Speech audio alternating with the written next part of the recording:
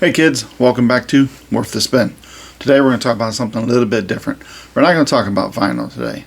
A little odd for me, I admit, but it's a subject here that's come up lately, and I've been watching quite a few videos on it and talking to some different shop owners when I go in about it, and it's just kind of a curious subject.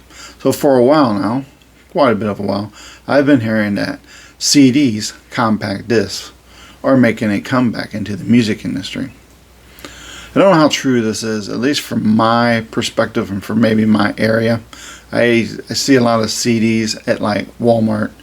Target has a few pretty much new release type things. They're eliminating physical media, like a lot of places are eliminating physical media. So a lot of your choices as far as brick and mortar stores anymore seem to be Walmart, which has a fairly sort of okay section, I suppose, of physical media. But Barnes & Nobles does have a little bit, but they get an odd selection in, and most of what they do get in is more of a new release type thing, or more of a recently release type thing. So there's not a lot of choices out there as far as buying physical media at brick and mortar stores. There's quite a few places that still have used, and it's not a problem finding used material anywhere. As far as new though, it's a little more on the tougher side. Most of it you've got to get online. So I'm told that CDs are making a comeback. Yet, when I go into places and say, and it's rare that I'll go in and I'll take some CDs and I'm like, hey, I've got this, couple CDs here, whatever, just see what they're worth in trade. In most places, I give you $1 or $2. I really don't sell many CDs. There's not a lot of call for them, so I can't really give you much. But reports I hear coming in from YouTube and other places is that CDs are making a huge revival back, and that everybody should start buying their physical media on CD and putting it back now, because it's going to come back, and it's going to come back heavy, and it's going to be a much more expensive to pick up a CD than what it is now. So my area, I don't think that's so much a true story. I go to quite a few record stores, surprise, surprise, and they don't really have there's one that has two that has a pretty large selection of CDs. One of them it's got stuff he's probably had 20 years, and it's not sold, and it's still sitting there on the shelf, and he just doesn't want to mark it down and get rid of it for whatever reason. The other place has a pretty large selection of it, and I've kind of picked through a little bit. I don't really go through the CDs very often. And if I do, I am looking for a certain odd thing that you can only get on CD. So for a while there, early 80s or late 80s into the 90s, CDs came out, and they were a popular item. So they kind of replaced and helped kill off vinyl. Sound quality was better, so they say. They were more compact and easier to use. You could listen to them in your car, things of that nature. And that's all true. And I jumped that bandwagon too. Vinyl and cassettes were my main thing. So for listening in a car, I was cassettes. I had a cassette player, and I would buy cassettes, and I threw a cassette in. And then when CDs came out, I really didn't have a lot of interest in it. Then Christmas, my family started buying me the newer releases of the Beatles. They started releasing the Beatles on CD. And we're talking 83, late 83, early 84. And they used to come in these long boxes. So you would buy a CD, and it would be in a long box. And it was kind of a space waster. But there wasn't a better way they could think of to display CDs at the time. And nobody was really all that eco-friendly. So they came in a long cardboard box, and you flip through there, and your CD was inside that box. You take the CD out, and a lot of people kept the outer box. They just pitched them, and you just had the CD. It came in a jewel case, of course. So that's when I first got into CDs. I wasn't interested in them until I started getting the Beatles releases as Christmas gifts. And then I had to finish up what I didn't have as they released new ones. And then as other things hit CD, I started buying those. So life changes, things change, collecting habits change. So I wound up replacing pretty much most, if not all, of my vinyl collection with CD versions. And yeah, they were nice. They didn't scratch very easily. The sound quality, there was no static, no clicks, no you know, stuff of that nature. And you could listen to them in your car, listen to a player on your desk at work or on the beach or whatever, you know. So I understand the appeal of the CD. And I got into that myself. I used to have, I don't know, a couple hundred CDs or more. Eventually, I got tired of a lot of the CDs that I had. I never listened to them anymore. They're taking up space, so I just got rid of them. So I've never really been that heavy of a CD collector. And now these days, I will rarely buy a CD. I used to buy a few more than I did because at the time, I didn't have a turntable and wasn't buying vinyl like I actively am now. So I kind of stuck when releases came out, I would get the CD versions. And those mainly were Beatles, reissues, remasters and stuff of Beatles albums and solo stuff, you know, stuff like this here. So I bought these on CD when they first came out, and these are the Paul McCartney Archive Collection, which just throwing it out there. If anybody knows Paul McCartney, let's finish this up. I'm with everybody else. We need to get this series finished. But I'm slowly working on getting these on vinyl now, and just getting rid of the CDs. Why? Well, I don't really listen to them anymore. They've lost their appeal to me. A lot of cars are coming out now, and they don't have CD players in cars. So CDs aren't as easy to listen to on the go as they used to be. I do know one shop owner who I talked to says I sell a ton of CDs. Young kids come in, they want the CDs, and they buy more CDs than they do vinyls. So he keeps a really good supply of CDs, and if I come in there with some, he gives me a fairly good amount of trade. I'm more of a trade guy. I don't really do cash on things. When I bring them in, I'll trade them, and you get a little bit more, and you can pick out something that's there that you want to get to replace that you're going to listen to more, or that whatever the deal is with it. So I don't have a lot of CDs in my collection, so I thought I would talk a little bit more and show a little bit about what CDs I do have. So like I said, I do have these. I have the McCartney Archive Collection CDs, and these are really cool. But I'm slowly working on, as I find them reasonably priced, and you can, the vinyl versions, and replacing the CDs with the vinyl versions. Because CDs have lost their appeal to me a long time ago, and they're just sit on the shelf, and I don't really listen to them. So I'd rather replace them with something that I'm going to listen to, and I listen to my vinyl far more than I do CDs.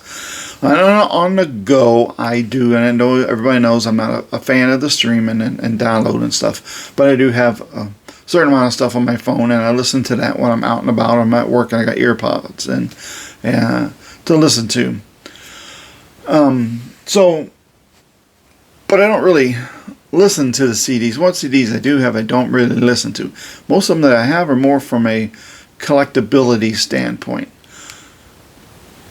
And it's like they're sitting on a shelf and you're not listening to them, so what's the point of it? So lately I've been kind of reassessing my collecting habits and what I spend money on and what I collect. And there's not much. CDs don't offer much for me that vinyl doesn't offer. And I enjoy vinyl more, even though it's not as portable as CD. But then again, like I said, since CDs are being removed, CD players are pretty much being removed from pretty much all new vehicles. You know, they're really not that essential anymore to have in your car, because you have to either just listen to the radio or Bluetooth stuff off your phone or satellite radio, which I do. I like to joke to people when they get in my truck that my radio's broke. It's stuck on a Beatles channel. I can't get it off of that, because that's pretty much 99.9% of what I listen to when I'm in my vehicle is the Beatles channel. So let's look at a couple of different CDs that I do have, and just for the heck of it, okay? So like I said, I don't collect a lot, and I got rid of a lot, and the ones I kept were more because you can't get them on vinyl. A case in point. So let's go to, here we go. Julian Lennon. Big fan of Julian Lennon. I think he's an underrated artist. So I don't have a ton of his CDs, but I have most of them. And with the exception of Mr. Jordan here, none of his other CDs, you can get on vinyl. So if you want to listen to them, then they're a streaming thing or compact disc. So I have those on CD because you can't get them on vinyl. Yeah, his first two releases are pretty easy to find on vinyl. Pretty much any record store you'll go to, you'll see the first two, everywhere, and they're really not expensive, like $5 albums or less. Mr. Jordan is a little bit harder to find on vinyl. Still working on that one. And that was pretty much the last of his that hit vinyl. After that, it's all been CD releases. So if you want to listen to these, then you have to get them on CD. Now sometimes they put extra stuff on CDs, and that makes them more worth it. Photograph. So this is I already have this on CD. It's a nice little fancy package that Julian did for anniversary of this in particular album, and it comes in this little cardboard case. It's kind of cute, that falls apart very easily, and it doesn't offer a whole lot. It does have a couple of songs on this that it doesn't have on the original CD when it came out, so it was kind of a must-have for me, so I could get those extra songs, because like I said, I'm a huge fan of Julian's. And if you do some special gimmicky stuff like this, then I'm more tempted to buy it than if it's just a regular CD that has nothing really attached to it. If you don't overcharge for it, these kind of gimmicky packagings are kind of cool, except for when they're a pain to put together or take apart. Alrighty, let's take a look at. I had all my Taylor on CD, but I got rid of them. Minus this one, and the reason is because, and I sometimes do this, and that's another problem with CD collecting for me, is I have lost the disc. So it was either put in another CD case or fell out of the truck. I didn't put it in the CD case. Sometimes I'll listen to a CD and I'll leave the case here, and I'll take 2 to 3 CDs and I switch them out into cases. So I was missing a Pink Floyd one for the longest time, and I finally found it in with a Def Leppard CD. I guess I took both to listen to and I switched them out and then put it in the correct cases or whatever, and that kind of thing happens. So what happened to Taylor, I have no idea, but I got rid of them because I have them on vinyl. So do I need them both on vinyl and CD? No, I don't. It's the same material. There's no extra bonus tracks on there than it was on the vinyl versions. So collecting both was kind of silly. Like I said, I don't have a lot, so it's a pretty easy show of what I do have. Is Melissa Etheridge fan. This one basically is a greatest hits package, and the only reason that I keep this one is because it has music videos on here. And I like her, and I kind of like her music videos, so that's the reason that I keep that one. Do I listen to that CD? No. I have the vinyl versions of it. Most of that stuff's those albums have all been put on vinyl. Do I watch those music videos? I think I've watched them once since I've had it. So it's one of those that's just kind of sitting on the shelf. So I had Def Leppard. I found this collection of Def Leppard albums on CD, and I thought it was pretty neat. It was real cheap. I found it at some used place, so I bought it. And it was this Def Leppard CD collection volume 1. This is the little book thing that came with it, and the albums you see on here is what was included with that set. So those albums featured the CDs versions, didn't really feature anything new on the CDs. The sound quality wasn't that great. They didn't enhance it greatly, and it didn't sound any better than it did 10, 15 years ago, some of those to me. So I wound up getting rid of those because I don't listen to them. I listen to my Def Leppard on vinyl, so having the CD versions were kind of a waste. So I kept a couple of items. They never really, because you take stuff in and trade it. Even if you take a huge box set in with all the specials and stuff, they're going to give you barely any more than they're going to give you if you took the CDs and single out of that, because they just don't care. So I kept this, which is a kind of a mini EP, kind of hard to see. I don't want to get a lot of fingerprints on it. Mini EP of Def Leppard's first EP that they did. And this is a little mini CD, and it plays. It plays. I couldn't really get it to play very well in my truck, though it did on a portable CD player. So I kept this because that's kind of cool. Plus this book has background info on the other albums. It has a lot of pictures and stuff, but there's also background info in there on the albums that as they originally came out. That's a little CD, so of course we've lost it. The other thing I kept off of there was this rarities thing, which had different versions of songs that were released as B-sides on singles, and I thought that was pretty cool. So I kept that because they wanted to give me $1 for it. And you can give me $1 for it, I'm just going to keep it because it's got some really good stuff on here. So it's worth keeping. Do I listen to it a lot? I don't. But it's cool to have because it does have stuff on here that, occasionally I will probably listen to. You have single versions of songs that were longer on albums because they always come down on singles. And you have some remix stuff like Me and My Wine when they re-released High and Dry. They had Bringing On the Heartbreak and Me and My Wine. It was remixed. The whole album wasn't remixed when they re-released the album. And Def Leppard got so popular there after Pyromania. But they just did those 2 songs and slapped them on the reissue of the album. And they were the only 2 on the album that was remixed and had the better sound quality. So that was kind of odd. And I haven't been able to find that on vinyl, not at a price I like. So, I kept that CD because they want to give me $1 for it. So if you can give me $1, what's the point? This is a band that I personally really love. They're called We the Kingdom. They're a Christian group. And I really enjoy their music. I have 3 of their CDs, which is all that they did. And originally you can only get these on CD. That one's autographed. You can only get them on CD. Since they did release 2 of these 3 on vinyl. The one I managed to get on vinyl, the other one I haven't, because there's been lots and lots of reports and complaints that the vinyl was very inferior. It didn't play well. The needle would just go across the record. It would jump straight out of the sleeve and stuff like that. So if it's all messed up, why would I spend money on it? But that was a band who, originally you can only get their stuff on CD. They don't even do physical media. They are a streaming and download only options. And since I don't do either of those, I've kind of stopped spending money to that band for their material. I've had bad experiences in the past of just buying stuff and downloading it, and then they, whoever it is that you pay decides they're going to delete that from the catalog because it's not watched or listened to enough, or for whatever reason it is, they delete it and then it's gone. So for the most part, you lose your download version of that. And I know there are people who put these things on CD and they put them on a hard drive where, even if they're deleted from these accounts, they don't delete from your hard drive and stuff. And I'm not a technical guy, so I don't know how to do a lot of that. And so my options for downloading are like, I'm not going to spend money to download stuff. I'm going to try to find it physically. And if you don't want to sell it to me in a physical manner, then I'm not as interested in it.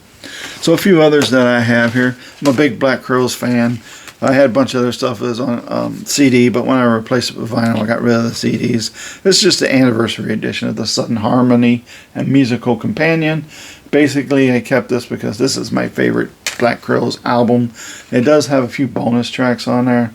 Nothing that really stand out all that great. Also have Chris Robinson's, the lead singer's, some his solo stuff that you can only get this on CD. You can't get it on vinyl. So that's the reason that I have these CDs. These are great CDs. I think they are definitely worth the spend. You should listen to them. But you cannot get these on vinyl. These 2 you actually have been released here lately on vinyl. So when I get those, I will probably get rid of the CDs. I have this. I have some Beatles too. And it's like I don't listen to them because I listen to them in my truck on my, Sirius XM thing, and I don't really listen to the CDs, and I just have them, and they were up here for a long time, and there's this kind of a background show type piece, and I don't really listen to them. So, my thing is do I really want to hang on to them just for something that I'm not going to listen to? I don't have all of them, but that's a good chunk of them. And then there was this that came, I bought one of them and this was included with it, which came out of a box set. But for whatever reason, the place I got it from used, they packaged it with one of the regular CDs. And kind of weird. And then I have the American a few of the American versions that were released on CD.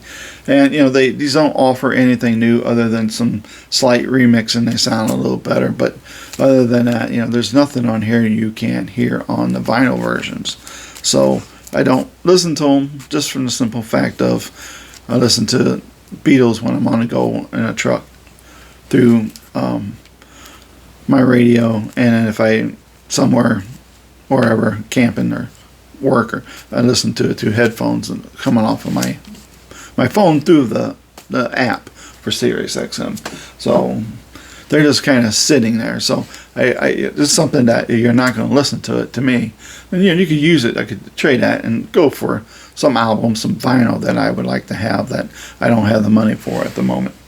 I have this nice Rare Earth Greatest Hits just because it is Rare Earth, and this is a short CD, but it is an awesome CD. And I just have it because I just have it. I just kept it. I have the vinyls of Rare Earth. So why I still have the CD, I don't know. But I still, it was in the stack over there. All right, another one. This is a Long John Baldry. Most of you probably have not heard of him. He started out doing was an opening act for Fleetwood Mac in the early days.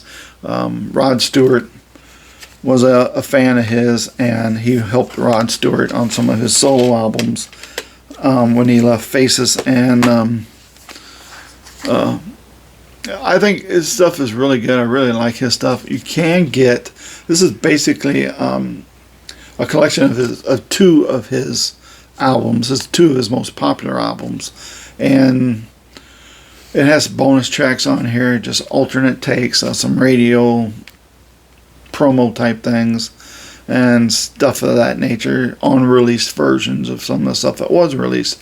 And even though I have It Ain't Easy and Everything Stops for Tea, the vinyl ones, I still like the CD because it has, he had the bonus tracks down here. So it has a significant amount of bonus tracks on it.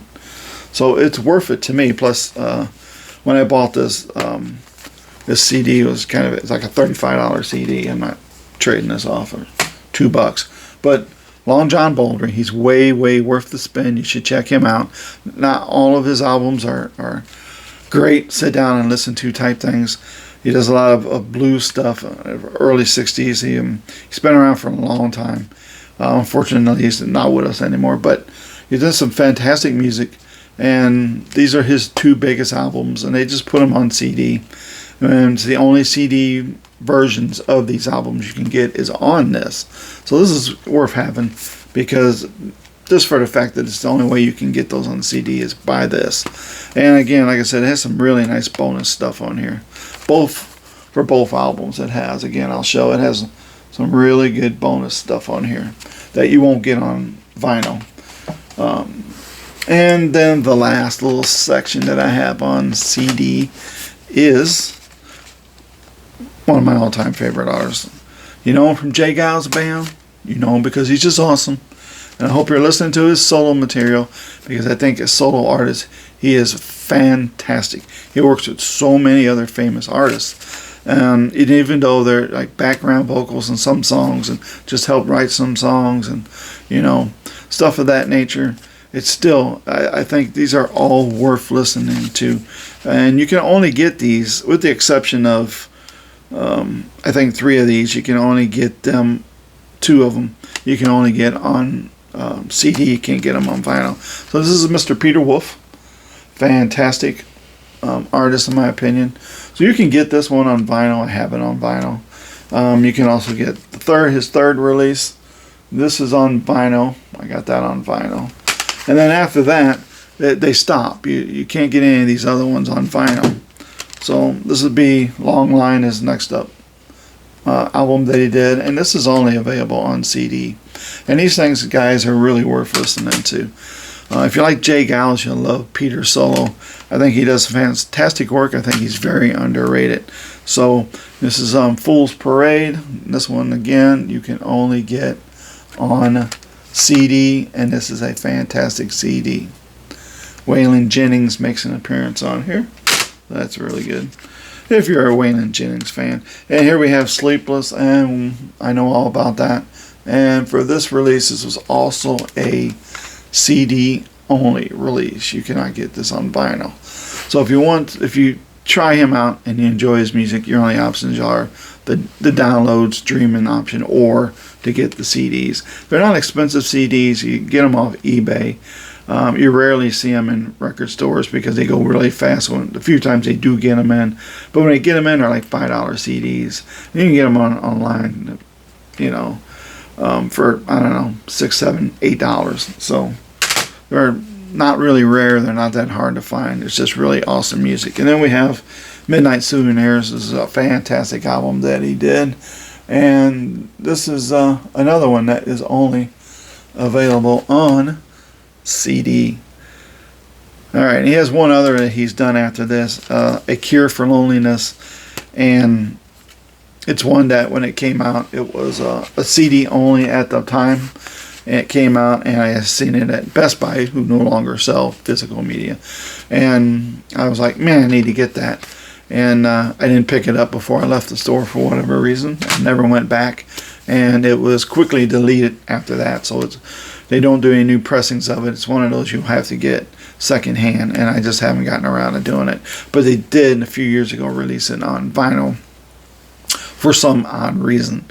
So I am looking to pick up the vinyl of it. And just because I have almost every one of his albums on CD, getting it on CD, so my CD collection of his is complete. The only one that I'm missing otherwise is Lights Out. Lights Out I had on CD. I made a mistake I make a lot sometimes, of loaning it to someone, and they never returned that CD.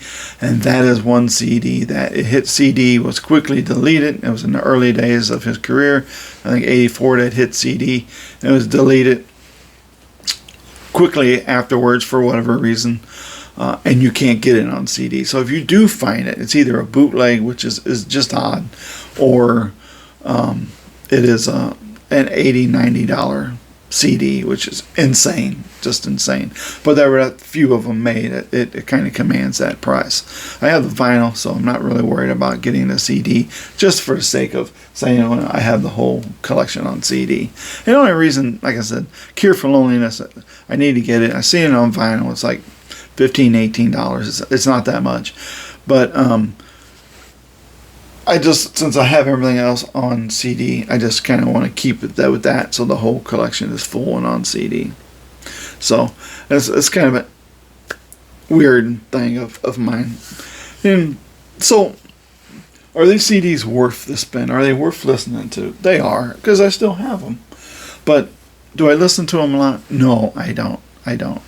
I can't think of when I've listened to some of these on CD last, because I can't. I listened to John Baldry, I don't know, a year ago, and other than that, I don't think I've listened to anything else, because my CD player is hooked up downstairs, and my main turntable and stuff that I listen to is upstairs in my room. So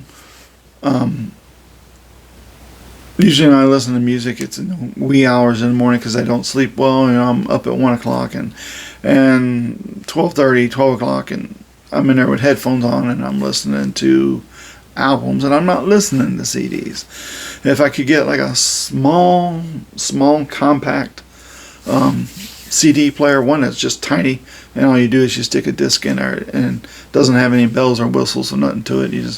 You can hook it into your receiver and just slide. It's big enough to slide the disc in and listen to the disc. I probably would listen to those more because I really enjoy, especially the Peter Wolf stuff. But it's more of a hassle to do it downstairs early in the morning. I don't want to wake the wife up and that. So I do my listening upstairs in my room, and I don't have space up there with my current setup to include a CD player, and I don't want to put a bulky CD player in my setup just on the off chance I'm going to decide to listen to some CDs, which, given the choice, I always listen to the vinyl versions over the CDs because I prefer the vinyl versions, and that's just me. So, is CD making a comeback? Don't know. I've talked to one guy who says that he doesn't really see much of a comeback, but he orders all the CDs he can get because he has kids who come in on the weekends and they like to buy those CDs, especially those cheap $4, $5, $6 CDs. They'll spend quite a bit of money on those. The newer releases that are more in the $15, $20 range are slower sellers. And other shops I've talked to said CDs don't really sell. And people come in for the vinyl. I also hear that cassettes are on their way back, even 8-track tapes. But I don't see any evidence of that. I don't see used 8-track tapes anywhere, and I don't see that many cassettes anywhere. I know one shop that has a large collection of cassettes, and you got to watch what you buy from him because his is a leaky store. His ceilings that leak, and there's product you can, in there. You'll see albums and stuff where the ceiling is leaking. It's run down on that stuff, and it's kind of sometimes half clean, sometimes just putting a pile on the side and left, and it's like the place is falling in. I don't know. But, so, I don't see the evidence of CDs coming back. Most of the YouTube videos I've watched in the past week, kind of researching this subject, I don't see a lot of them saying that CDs are making a comeback. So, are they making a comeback? I don't know. I don't see evidence of it. If they did make a big comeback, let's say they did, and they cut the production of vinyls way back, I'd still buy the vinyls and not the CDs.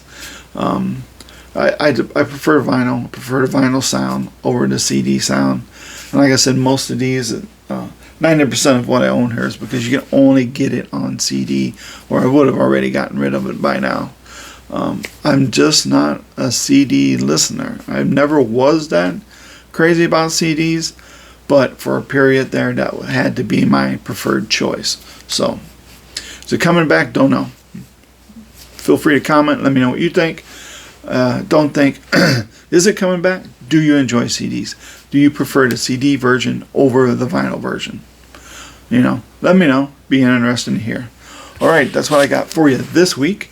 Thanks for watching, and if you like this video, give it a thumbs up, and maybe subscribe. And I hope you got some kind of enjoyment out of this video, or maybe some kind of little bit of knowledge that you didn't have before you got here. Who knows? Maybe. Thanks for watching. I appreciate it. And hopefully I'll see you, I want to say next week, but unfortunately I can't keep a schedule with these videos.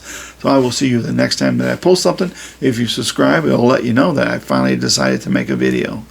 There's a reason to subscribe right there. I subscribe to myself because I don't know when I'm putting one up. Alrighty, so that's it. Have a good week. Be nice to one another. There's too much madness and cruelty out there in the world. Let's all try to do one nice thing a day for someone. Just one thing. If it's opening a door for the person behind you, it's a good deed. Let's all try to do at least one thing a day. That's my goal in life. Alright, enjoy the music. Enjoy whatever you listen to, even if it's the stuff I don't like. And hopefully I'll see you here next time. Take care.